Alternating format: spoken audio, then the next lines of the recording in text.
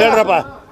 S Patil ಅಂತ ನೀವು ರಾಷ್ಟ್ರೀಯ ಸ್ವಯಂ ಸೇವಕ ಸಂಘದ ಪರನ ವಿರೋಧನ ಅವರ ಸಿದ್ಧಾಂತಗಳು ನನಗೆ ಇಷ್ಟ ಆಗಲ್ಲ ಸರ್, ಇಷ್ಟ ಆಗೋದಿಲ್ಲ.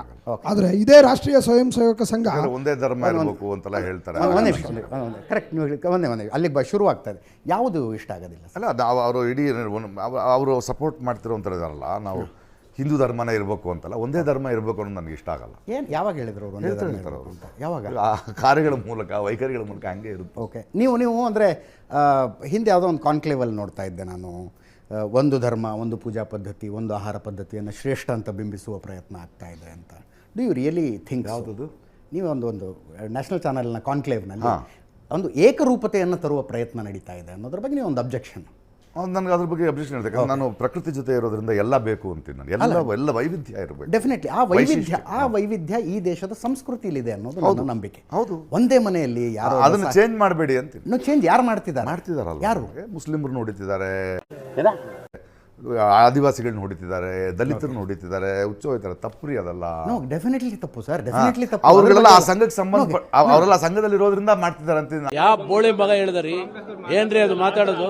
ಏನ್ ಮಾತಾಡ್ತಾರ್ರಿ? ಯಾವನ್ರಿ ಅವನು ಅಂತ ಇರೋರು ಅಂತಿದ್ದೀನಿ. Lack of knowledge sir. ಹಾಕಿದ್ನಲ್ಲ ಲ್ಯಾಕ್ ಆಫ್ ನಾಲೆಜ್ ಸರ್. ಒಂದೇ ನಿಮಿಷ ಅವನು ಬಜರಂಗಳ ಕಾರ್ಯಕರ್ತ. ಅವನು ನಿನ್ನ ಅಕ್ಕನ್ ಕೂರ್ಪಾಕಿದ್ರೆ ಡಾಕ್ಟರ್ ಸ್ಟಿಚ್ ಹಾಕಕ್ ಜಾಗ ಇರಬಾರ್ದು, ಗೊತ್ತಾಯ್ತಾ? ನಿನ್ನ ನಿಮ್ ನಾಲೆಜ್ ತಪ್ಪಿದೆ. ಒಂದ್ ನಿಮಿಷ ರೀ ನಾವು ನಮ್ ಕಡೆ ನಾವು ಕಳಿಸ್ಬಿಡ್ತೀವಿ ಹೊರಗಡೆ ಅಂತ ತಕ್ಷಣ ಸಂಘಟನೆ ದೂರಕ್ಕಾಗಲ್ಲ. ಯಾರೋ ಪ್ರಕಾಶ್ ಇವರು ಹಂಗಿದ್ರೆ ಈ ಚರ್ಚೆ ಸರ್ ಎಲ್ಲಿಂದ ಎಲ್ಲಿಗೂ ಹೋಗಕ್ಕೆ ಸಾಧ್ಯ ಇಲ್ಲ. ಪ್ರಕಾಶ್ ರಾಜ್ ಅವರು, ಈ ಮಣ್ಣಿನ ಸೌಂದರ್ಯ, ಈ ಸಂಸ್ಕೃತಿಯ ಸೌಂದರ್ಯ ನಾನು ಅರ್ಥ ಮಾಡಿಕೊಂಡಂಗೆ, ಒಂದೇ ಮನೆಯಲ್ಲಿ ಒಬ್ಬ ಯಾರೋ ಶಿರಡಿ ಸಾಯಿಬಾಬಾ ಅಂತಾನೆ, ಇನ್ಯಾರೋ ಧರ್ಮಸ್ಥಳದ ಮಂಜುನಾಥ ಸ್ವಾಮಿ ಅಂತಾರೆ, ಮತ್ತಾರೋ ನನಗೆ ದೇವ್ರ ಮೇಲೆ ನಂಬಿಕೆ ಇಲ್ಲಪ್ಪ, ನಾ ದೇವಸ್ಥಾನಕ್ಕೆ ಹೋಗೋದಿಲ್ಲ ಅಂತಾರೆ. ಆದರೂ ಅದು ಒಂದು ಕುಟುಂಬ ಆಗಿರುತ್ತೆ. ಅದು ಈ ದೇಶದ ಸಂಸ್ಕೃತಿ, ಈ ನೆಲದ ಸಂಸ್ಕೃತಿ ಮತ್ತು ಈ ಸಂಸ್ಕೃತಿಯ ಸೌಂದರ್ಯ ಅನ್ನೋದು ನಮ್ಮ ನಂಬಿಕೆ. ಅದನ್ನು ಯಾರು ಚೇಂಜ್ ಮಾಡಕ್ಕೆ ಹೊರಟಿದ್ದಾರೆ ನಿಮ್ಮ ಪ್ರಕಾರ? Who is trying to change it? ಯಾರದೋ ಧಾರ್ಮಿಕ ನಂಬಿಕೆಗಳಲ್ಲಿ ನೀನು ಈ ಮಾರಮ್ಮನ ಪೂಜೆ ಮಾಡಬೇಡ ಅಥವಾ ಇನ್ಯಾವುದೋ ಇಂಥದ್ದೇ ಧರ್ಮ ಗ್ರಂಥ ಓದು, ಯಾರು ಹೇಳಕ್ಕೆ ಬರ್ತಿದ್ದಾರೆ? ಅದನ್ನ ಮಾಡ್ತಿದ್ದಾರೆ, ಹೇಳ್ತಿಲ್ಲ ಸರ್. ದಯವಿಟ್ಟು ಉದಾಹರಣೆ ಸಮೇತ ಎಲ್ಲ ಇದೆ ಸರ್, ಉದಾಹರಣೆ ಸಮೇತ ವಿವರಿಸಿ ಸರ್. ನನಗೆ ಯಾರದ್ದೋ ಪೂಜಾ ವಿಧಾನ, ಧಾರ್ಮಿಕ ಮಸೀದಿ ಮುಂದೆ ಹೋಗ್ಬಿಟ್ಟು ಯಾಕೆ ಜೈ ಶ್ರೀರಾಮ್ ಅಂತ ಬೇಕಂತ ಕಿರಿಸ್ತೀರಿ? ನನ್ನ ಮಗ. ಓಕೆ, ಜೈ ಶ್ರೀರಾಮ್ ಅಂಡ್ ಅಲ್ಲಾಹು ಅಕ್ಬರ್ ತಪ್ಪಿಲ್ಲ, ಎರಡೂ ತಪ್ಪಿಲ್ಲ, ಎರಡೂ ತಪ್ಪಲ್ಲ. ಆದ್ರೆ ಅವ್ರ ಮುಂದೆ ಬೇಕಂತ ಅವ್ರನ್ನ ಇರಿಟೇಟ್ ಮಾಡಕ್ಕೆ ಯಾಕೆ ಕಿರಿಸ್ತೀರಿ? ಸರ್ ಒಂದ್ ನಿಮಿಷ ದಯವಿಟ್ಟು. ಅವ್ರು ಯಾಕೆ ಇದ್ರ ಮುಂದೆ ಕಿರಿಸ್ತಾರೆ? ಗಣಪತಿ ಸರ್, ನಾನು ಯಾವುದಕ್ಕೂ ಸಂಬಂಧ. ಒಂದ್ ನಿಮಿಷ ನನಗೆ ಮನುಷ್ಯರು ಬೇಕು ಸರ್. ಈ ದೇಶದಲ್ಲಿ ಧರ್ಮ ಗ್ರಂಥ, ದೇವರು ಇದ್ಯಾವುದನ್ನು ನಾನು ನಂಬುವುದಿಲ್ಲ ಅಂತ ಹೇಳ್ಕೊಂಡು ಬದುಕುವ ಸ್ವಾತಂತ್ರ್ಯ ಇದೆ. ಹಾಗೆ ಬದುಕಿದಂಥವ್ರು ಪ್ರಕಾಶ್ ರಾಜ್ ಮೊದಲನೇವರು ಅಲ್ಲ, ಕೊನೆಯವರು ಅಲ್ಲ. ಚಾರ್ವಾಕರಂಥ ಋಷಿ ಮುನಿಗಳೇ ಹಂಗೆ ಬದುಕಿದ್ದಾರೆ. ದೇವರಿಲ್ಲ, ಸೊ ಅವ್ರದ್ದು ಹೇಳಿದೆ, ನಿಮ್ದಲ್ಲ. ನಾನು ದೇವರು ಇದ್ದಾರೆ ಅನ್ನೋದಕ್ಕೆ ಓಕೆ ನಂಬಿಕೆ ಸಾಕು. ಓಕೆ, ದೇವರು ಇದ್ದಾರೆ ನಂಬಿಕೆ ಸಾಕು.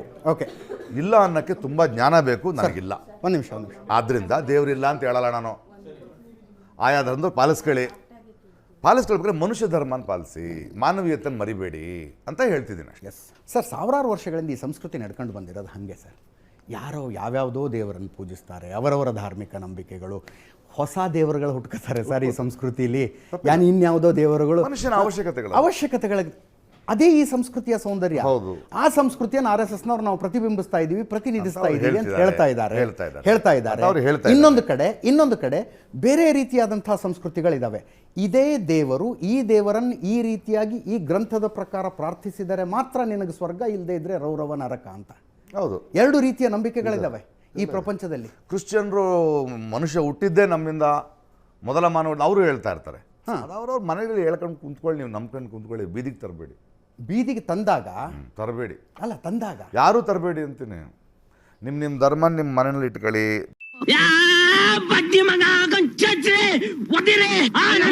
ದೇಶದ ಅಭಿವೃದ್ಧಿ ನೋಡಿ. ಒಂದು ದೇಶ ಒಂದು ಎಲೆಕ್ಷನ್ಗಿಂತ ಒಂದು ದೇಶ ಒಂದು ಶಿಕ್ಷಣ ಪದ್ಧತಿಯನ್ನು ಮಾಡೋಣ, ಒಂದು ಆರೋಗ್ಯ ಪದ್ಧತಿಯನ್ನು ಮಾಡೋಣ. ನಾವು ಟ್ಯಾಕ್ಸ್ ಕಟ್ತಾ ಇದ್ದೀವಿ, ಆಡಳಿತ ಮಾಡಿ, ಧರ್ಮದ ಕೆಲಸ ಮಾಡಬೇಡ್ರಿ ಪ್ಲೀಸ್. ಪ್ಲೀಸ್ ನಮ್ಮ ಟ್ಯಾಕ್ಸ್ ದುಡ್ಡು ಇಟ್ಕೊಂಡು ರೋಡ್ ಹಾಕಿ, ಸ್ಕೂಲ್ ಕಟ್ಟಿಸಿ, ಇದು ಮಾಡಬೇಡ್ರಿ. ನಿಮ್ಮ ಕೆಲಸ ಅಲ್ಲ ಅದು. ಯಾರ ಟ್ಯಾಕ್ಸ್ ದುಡ್ಡಿನಲ್ಲಿ ಯಾರ ಧರ್ಮದ ಕೆಲಸ ಮಾಡ್ತಾರೆ? ಈ ಸರ್ಕಾರಗಳು ಮಾಡ್ತೀವಿ ಸ್ವಾಮಿ. ಅಪೀಸ್ಮೆಂಟ್ ಮಾಡ್ತಾರೆ, ಅದನ್ನೇನು ಮಾಡ್ತಾರೆ, ದೇವ್ರ ರಾಮ ಮಂದಿರ ಕಟ್ಟಿಸ್ತೀನಿ ಅಂತ, ಅದಕ್ಕೆ ನಮ್ಗೆ ಓಟ್ ಹಾಕಿ ಅಂತಾರೆ. ಜೈ ಭಜನೆ ಬಂದ್ ಮಾಡ್ಸ ಇಲ್ಲಿ ಜೀವಂತ ಹೇಗೆ ಹೋಗ್ತಿದ್ದ ನಾನು ನೋಡ್ತೇನೆ ಬಲಿ ಅಂತ ಓಟ್ ಹಾಕಿ ಅದಕ್ಕೆ ಹೇಳ್ಬೇಡಿ. ಸರ್, ಧಾರ್ಮಿಕ ನಂಬಿಕೆಗಳನ್ನು ತುಂಬಾ ಲಘುವಾಗಿ ಪರಿಗಣಿಸ್ತಾ ಇದ್ದೀರಿ ಅಂತ ನನಗೆ ಇಲ್ಲ. ಅನ್ಸುತ್ತೆ. ಅಲ್ಲ, ಒಂದೇ ನಿಮಿಷ, ಅದು ತುಂಬಾ personal ಅಂತ ಇದೆ. ವೈ ಐ ಟೋಲ್ಡ್ ಇಟ್ ಅನ್ನೋದನ್ನು ಹೇಳ್ಬಿಡ್ತೀನಿ. ಈ ದೇಶದಲ್ಲಿ ಬ್ರಿಟಿಷರ ವಿರುದ್ಧ ಪ್ರಥಮ ಸ್ವಾತಂತ್ರ್ಯ ಸಂಗ್ರಾಮ ಅಂತ ನಡೆದಿದ್ದೇ ಧಾರ್ಮಿಕ ಭಾವನೆಗಳಿಗೆ ಧಕ್ಕೆ ತಂದರು ಅಂತ. ಯಾರೋ ಬ್ರಿಟಿಷರು ಗೋಮಾಂಸದ ಚರ್ಬಿ ಸವರಿದ ಕಾಡ್ತುಸನ್ನು ನಮ್ಮ ಬಾಯಲ್ಲಿ ಕಚ್ಚಿಸ್ಬಿಡ್ತಾರೆ ಅನ್ನೋ ಕಾರಣಕ್ಕೆ ಪ್ರಥಮ ಸ್ವಾತಂತ್ರ್ಯ ಸಂಗ್ರಾಮವೇ ನಡೀತು. ಹಾಗೆ ಇಲ್ಲಿ ಆ ನಂಬಿಕೆಗಳಿಗೂ ದೈನಂದಿನ ಜೀವನಕ್ಕೂ ಥಳಕ ಹಾಕಿಕೊಂಡಿರುವಂಥ ಸಂಬಂಧ ಇದೆ. It is not like Sunday ಒಂದು ದಿವಸ ಹೋಗಿ ನಾನು ಪ್ರೇಯರ್ ಮಾಡ್ಕೊಂಬರ್ತೀನಿ ಅಥವಾ ದಿನಕ್ಕೆ 5 ಸಲ it is not like that. ತಪ್ಪಿಲ್ಲ. ಒಬ್ಬ ಮನುಷ್ಯ ಇನ್ನೊಬ್ಬ ಮನುಷ್ಯನಿಗೆ ಬಂದರೆ ರಾಮ್ ಅಂತಾನೆ, ಇನ್ಯಾರೋ ಸಲಾಮ್ ಅಲೈಕುಮ್ ಅಂತಾರೆ. ಅದು ಒಂದಕ್ಕೊಂದು ಥಳಕ್ ಹಾಕೊಂಡಿರೋದು. ಹೌದು, ಹೌದು. ಅದನ್ನ ನೀವು ಬೀದಿಗೆ ತರಬೇಡಿ, ಅಲ್ಲಿ ತರಬೇಡಿ, ಇಲ್ಲಿ ತರಬೇಡಿ, ಅಲ್ಲಿಗೆ ತರಬೇಡಿ, ಇಲ್ಲಿಗೆ ತರಬೇಡಿ ಅಂದ್ರೆ ಮಸೀದಿ ಮುಂದೆ ಹೋಗಿ ಜೈ ಶ್ರೀರಾಮ್ ಅನ್ನೋದು. ಲೇ, ಅವನು ಅಂಡ್ರೂ ಬೇರೆ ಹಾಕಿಲ್ಲ ಕಣ, ಪಂಚ್ ಡೈಲಾಗ್ ಹೇಳ್ಬಿಟ್ಟು ಹೋಗ್ತಾ ಇದ್ದಾನೆ. ಹೌದಾ? ಹಿಂದೂ ದೇವಸ್ಥಾನ ಬಂದು ಮುಂದ್ಕೊಂಡು ಅವರು ಏನೋ ಮಾಡೋದು ಮಾಡಬೇಡಿ ಅಂತೀನಿ. ಸರ್, ಒಂದು ನಿಮಿಷ. ಭಾವೈಕ್ಯತೆಯ ಪರಮಾವಧಿ ನನ್ನ ಪ್ರಕಾರ, ಸರ್ ಒಂದು ನಿಮಿಷ, ಭಾವೈಕ್ಯತೆಯ ಪರಮಾವಧಿ ನನ್ನ ಪ್ರಕಾರ, ಒಂದು ನಿಮಿಷ. ಪೇಜಾವರ ಶ್ರೀಗಳಿದ್ದಾಗ ಉಡುಪಿ ಕೃಷ್ಣ ಮಠದಲ್ಲಿ ಇಫ್ತಿಯಾರ್ ಕೂಟವನ್ನು ಕೊಟ್ಟರು.